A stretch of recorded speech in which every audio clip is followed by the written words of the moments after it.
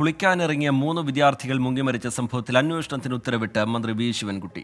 അന്വേഷിച്ച് റിപ്പോർട്ട് നൽകാൻ കളക്ടർക്ക് മന്ത്രി നിർദ്ദേശം നൽകി. അഖിൽ ഷാ അൻസാർ വിവരങ്ങളുമായി തിരുവനന്തപുരത്ത് നിന്ന് ചേരുന്നുണ്ട്. അഖിൽ ഷാ, വളരെ വേദനാജനകമായ ഒരു വാർത്തയാണ്. ഈ വിഷയത്തിൽ ഇപ്പോൾ സർക്കാരിൻ്റെ ഭാഗത്തു നിന്ന് ഏത് തരത്തിലുള്ള ഇടപെടലാണ് ഉണ്ടാവുന്നത്? അന്വേഷണത്തിന് നിർദ്ദേശം നൽകുന്നു മന്ത്രി. വിശദാംശങ്ങൾ എന്താണ് അഖിൽ ഷാ അൻസാർ?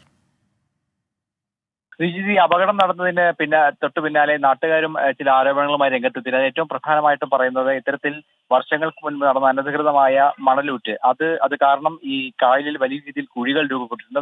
അതുപോലെ തന്നെ മാലിന്യങ്ങളുമായി ബന്ധപ്പെട്ടുള്ള ചില ചെളിക്കുണ്ടുകളും ഇവിടെയുണ്ട്. അതൊക്കെ കാരണമാണ് ഇത്തരത്തിലുള്ള അപകടങ്ങൾ നടന്നത് എന്നുള്ളത് ഒരു വിഭാഗം നാട്ടുകാർ ആരോപിക്കുന്നു. ഇതിന്റെ കൂടി അടിസ്ഥാനത്തിലാണ് ഈ അപകടം സംബന്ധിച്ച് വിശദമായ ഒരു പഠനം നടത്താനും റിപ്പോർട്ട് സമർപ്പിക്കാനും തിരുവനന്തപുരം ജില്ലാ കളക്ടറോട് മന്ത്രി വി ശിവൻകുട്ടി നിലവിൽ ആവശ്യപ്പെട്ടിരിക്കുന്നത്.